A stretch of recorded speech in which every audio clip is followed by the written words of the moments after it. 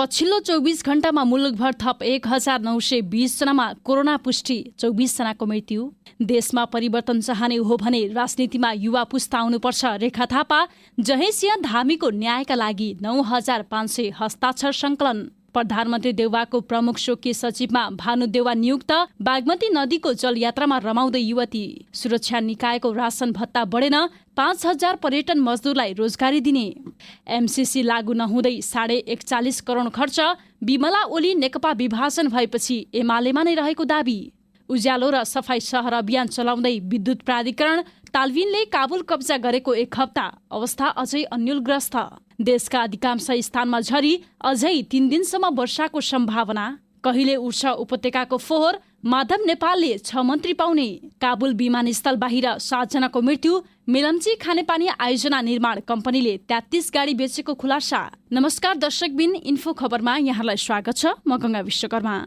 सदा जस्तै आज पनि देश विदेशका सिलसिलाबद्ध समाचारका साथमा हामी उपस्थित भइसकेका छौं। यो समाचारलाई अन्तिम समय हेरी आफ्ना मनमा लागेका कुराहरू निर्धक्कसँग कमेन्ट बक्समा लेखेर छाड्नुहोला। साथसाथै हाम्रो च्यानललाई सब्स्क्राइब गर्नुभएको छैन भने सत्य तथ्य समाचारका लागि सब्स्क्राइब गरी बेल आइकनलाई पनि क्लिक गरिदिनुहोला। अब लागौं समाचारतर्फ। दर्शकबिन, सुरुमा कुरा गरौं एमसीसी बारे महत्वपूर्ण प्रसंगतर्फ। अमेरिकाको मिलेनियम च्यालेन्ज कर्पोरेसन एमसीसी परियोजना नेपालमा लागू भएको छैन, तर एमसीसी लागू नहुँदै 41.5 करोड खर्च भइसकेको छ।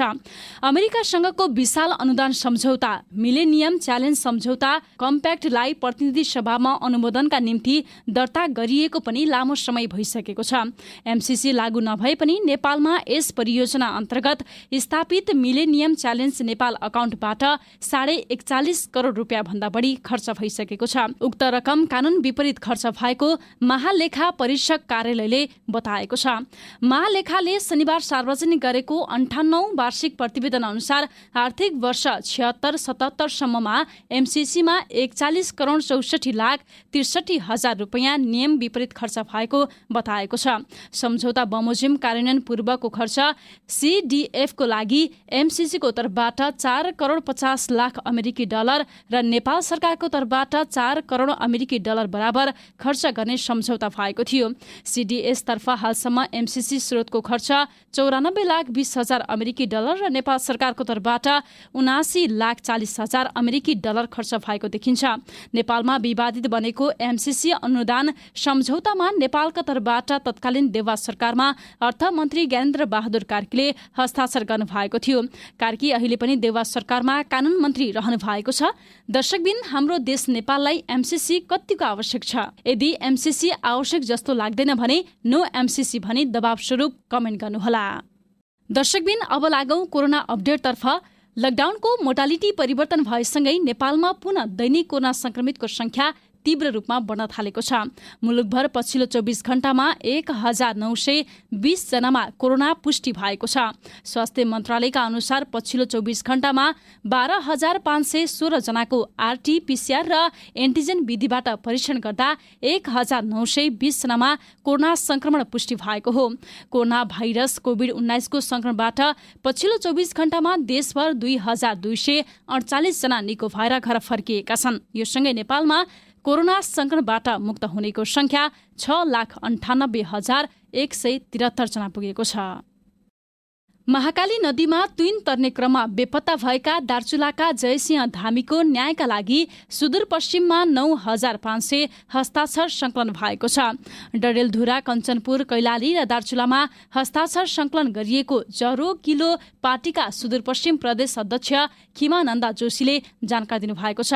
बेपत्ता धामीको शव खोज्नुपर्ने, घटनाको अनुसन्धान गरी जानकारी गराउनुपर्ने र परिवारलाई क्षतिपूर्ति उपलब्ध गराउनुपर्ने माग राख्दै हस्ताक्षर अभियान सञ्चालन गरेका हौं। उहाँले भन्नुभयो, संकलित हस्ताक्षर प्रधानमन्त्रीलाई बुझाउनेछौं। ड्रोन क्यामेराका सहयोगमा धामीको शव खोज्ने कार्य गरिए पनि फेला पार्न सकिएको छैन। साथै घटनाको छानबिन गर्नका लागि गठित सरकारी टोलीले स्थलगत अध्ययन गरेर पनि प्रतिवेदन सार्वजनिक गर्न सकिरहेको छैन। दर्शकबिन, अब अर्को प्रसंगतर्फ लागौं। नेपाली चलचित्र जगतको चर्चित एवं लोकप्रिय नायिका हुन् रेखा थापा। 16 वर्षको उमेरदेखि नै नेपाली सिनेमा क्षेत्रमा सक्रिय थापा नेपाली सिने क्षेत्र मात्र नभएर राजनैतिक क्षेत्रमा पनि अहिले सक्रिय भएकी छिन्। रेखा अहिले राप्रपाको संगठन सुधार र राप्रपाको राजनैतिक वैचारिक लाइनमा समेत समाहित भइरहेकी छिन्। यो हो टेलिभिजनको PYL को शो कार्यक्रममा कुराकानी गर्दै रेखाले अहिलेको राजनीतिलाई दोस्रो पुस्ताले मात्र सुधार्न सक्ने बताएकी छिन्। उनले कुनै पनि सत्तामा सञ्चालनमा गाली र गुनासो मात्रै गर्ने र मैदानमा नउत्रिए विकृति विसङ्गति नरोकिने बताएकी छिन्। अहिले मध्यावधि निर्वाचनको हल्ला चलिरहेको छ। निर्वाचन होला भन्ने पनि शंका छ। थापा त्यसरी चुनाव भए नेतृत्वमा आउन सक्ने क्षमता आफूसँग भएको बताउँदछिन्। अहिले नै भनिहाल्ने स्थिति छैन, मैले सोचेको कुरा पनि होइन, पार्टीको निर्णय के हुन्छ कुनै पनि जिम्मेवारी सम्हाल्न मलाई आपत्ति छैन। प्रधानमन्त्री शेरबहादुर देउवाको प्रमुख शोकी सचिवमा भानु देउवा नियुक्ति हुनु भएको छ। प्रधानमन्त्री कार्यालयका अनुसार प्रधानमन्त्री देउवाले केही दिन अगाडि भानुलाई प्रमुख शोकी सचिव नियुक्ति गर्नु भएको हो। देउवा पहिले प्रधानमन्त्री हुँदा पनि भानु नै शोकी सचिव रहनु भएको थियो। साथै नेपाली कांग्रेसका सभापति समेत रहनुभएका देउवाको निजी सचिवमा पनि भानु देउवाले नै काम गर्दै आउनु भएको थियो। देउवा गत असार 29 मा प्रधानमन्त्री भए पनि अहिलेसम्म सचिवालयलाई पूर्णता दिनु भएको छैन। दर्शकबिन अब कुरा गरौं कुलमान घिसिङको प्रसङ्गतर्फ। नेपाल विद्युत प्राधिकरणले शहरी सौन्दर्यतालाई वृद्धि गर्न उज्यालो र सफाई सहर अभियान चलाउने भएको छ। उज्यालो सहर अभियान अन्तर्गत नगरपालिकाहरूसँगको समन्वय र सहकार्यमा मुख्य सडक, ऐतिहासिक सांस्कृतिक सम्पदाहरू विश्व सम्पदा सूचीमा सूचीकृत तथा पर्यटकीय स्थलहरूमा सजावटयुक्त आधुनिक बत्ती स्मार्ट लाइट जडान गर्ने भएको छ। यसबाट सहरको सौन्दर्य अभिवृद्धि हुने, विद्युतीय माग बढ्ने र रातिको खेर जाने विद्युतीय पनि खपत हुने प्राधिकरणका कार्यका निर्देशक कुलमान घिसिङले बताउनु भएको छ। साथै सफाई अभियान अन्तर्गत मुख्य तथा सहायक सडकहरूमा रहेका प्रयोगविहीन अनावश्यक विद्युतीय पोल तथा तारहरू हटाउने, तारहरूलाई भूमिगत गर्ने लगायतका काम अगाडि बढाइने कार्यकारी निर्देशक घिसिङले जानकारी दिनुभएको छ। पहिलो चरणमा उज्यालो र सफाई सहर अभियान संघीय राजधानी काठमाडौँ उपत्यकामा भरतपुर एवं पर्यटकीय पोखरा महानगरपालिकामा चलाइने र त्यसपछि विस्तार गर्दै देशैभरि नै सञ्चालन गर्नेछ। दर्शकबिन कुलमान घिसिङको नयाँ अभियान तपाईलाई कस्तो लाग्यो? कुलमान घिसिङलाई मन पराउने सबैले आई एम विथ कुलमान घिसिङ लेखी कमेन्ट गर्नुहोला।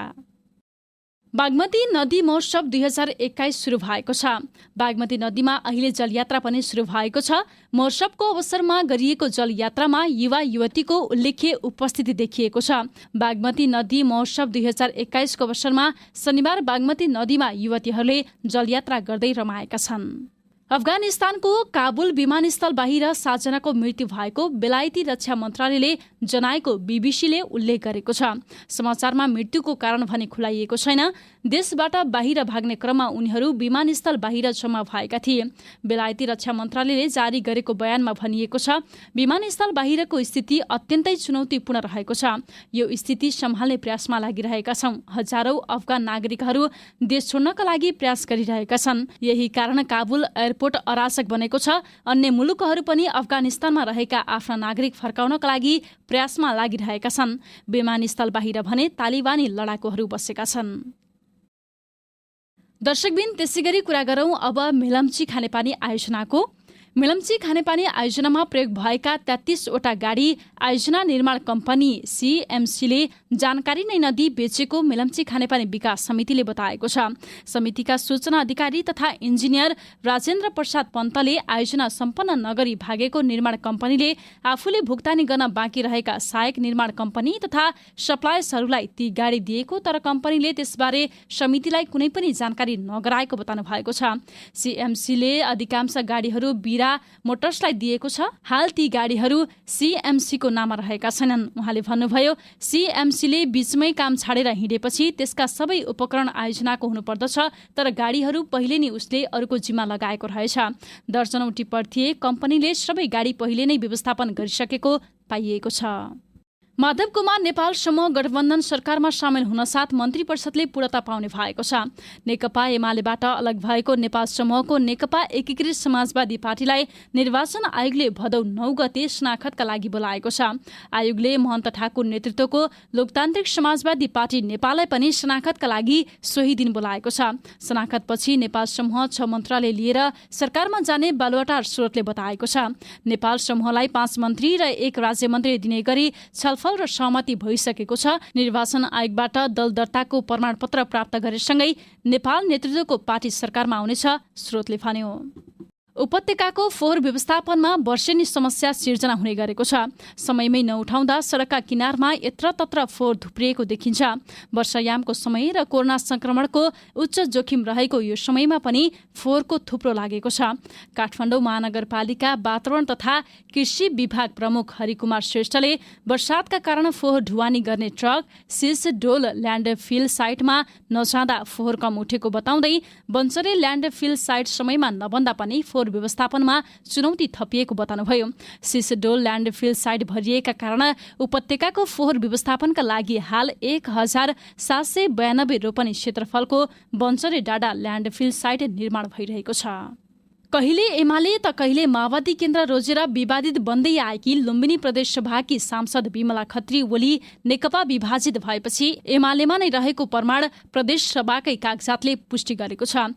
सर्वोच्च अदालतले गत फागुन 23 गते नेकपा विभाजन गरी एमाले र माओवादी केन्द्रलाई पहिलेकै अवस्थामा पुर्याएपछि लुम्बिनी प्रदेशसभाले पनि एमाले र माओवादी केन्द्रलाई सांसदहरूको विवरण पेश गर्न भनेको थियो। 2077 चैत्र 5 गते प्रदेशसभा सचिवालयले पत्र संख्या 7778 को चलानी नम्बर 533 मा एमालेलाई सांसद विवरण पठाउन भनेको थियो। त्यही पत्रका आधारमा 2077 चैत्र 15 गते एमाले प्रदेशसभा सचिवालयलाई पठाएको सांसदहरूको विवरणलाई प्रदेशसभा सचिवालयले सही छाप लगाई प्रमाणित गरिदिएको थियो। अघिल्लो सरकारले 2 सुरक्षा निकायमा कार्यरत सुरक्षाकर्मीलाई राशन भत्ता बढाउने घोषणा गरे पनि अहिलेको सरकारले उक्त राशन भत्ता रोकेको छ। शेरबहादुर देउवा सरकारले अघिल्लो सरकारले बढाएको तलबलाई मान्यता दिएर निकासा गर्न अर्थ मन्त्रालयलाई स्वीकृति दिए पनि राशन भत्ताको बारेमा भने सरकार मौन भएपछि दुवै सुरक्षा निकायका लेखा अधिकृतहरू अलमलमा परेका छन्। राशन भत्ताको स्केल बनाउँदा बढेको बनाउने कि पुरानै दरमा बनाउने ती अधिकृतहरू अलमलमा परेका छन्। सरकारले बढेको राशन भत्ता रोकेपछि पुरानै राशन भत्ता वितरणको तयारी गरेको एक लेखा अधिकृतले जानकारी दिनुभयो। दर्शकबिन अब कुरा गरौं मौसम सम्बन्धी जानकारीको। मनसुनी वायुको प्रभावले आज देशका अधिकांश स्थानमा झरी परेको छ। मौसम पूर्वानुमान महाशाखाका अनुसार अहिले प्रदेश नम्बर 1 बागमती गण्डकी लुम्बिनी लगायतका प्रदेशमा हल्कादेखि मध्यम खालको वर्षा भइरहेको छ।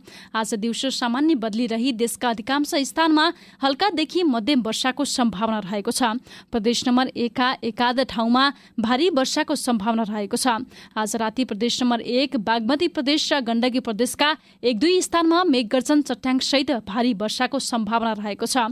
आउने मंगलबारसम्ममा नै देशका केही स्थानमा वर्षाको सम्भावना रहेकाले सतर्कता अपनाउन मौसमविदले आह्वान गरेका छन्। पर्यटन क्षेत्रका करिब 5000 मजदुर र श्रमिकलाई अल्पकालीन रोजगारी उपलब्ध गराइने भएको छ। नेपाल पर्यटन बोर्डले संयुक्त राष्ट्रसङ्घीय विकास कार्यक्रम UNDP सँगको सहकार्यमा छोटो समयका लागि रोजगारी उपलब्ध गराउन लागेको हो। कोभिड-19 महामारीका कारण पर्यटन क्षेत्रका धेरै मजदुरले रोजगारी गुमाएकाले जीविकोपार्जन पुनर्स्थानका लागि दिगो पर्यटन परियोजना अन्तर्गत रोजगारी प्रदान गर्न लागि बोर्डले बताएको छ। 2 वर्ष 6 महिना अवधिको परियोजनाका लागि पर्यटन बोर्डले $10 लाख तथा UNDP का तर्फबाट $10,50,000 सह लगानी हुनेछ। हवस् त दर्शकबिन, बिहानीको सिलसिलाबद्ध समाचार अहिलेका लागि यति नै। हाम्रो च्यानललाई सब्स्क्राइब गर्नुभएको छैन भने ताजा समाचारका लागि सब्स्क्राइब गर्नका लागि अनुरोध गर्दछौँ। साथै बेल आइकनलाई पनि क्लिक गरिदिनुहोला। अहिलेका लागि भने म गंगा विश्वकर्मासँगै सम्पूर्ण युनिट बिदा चाहन्छौँ। नमस्कार।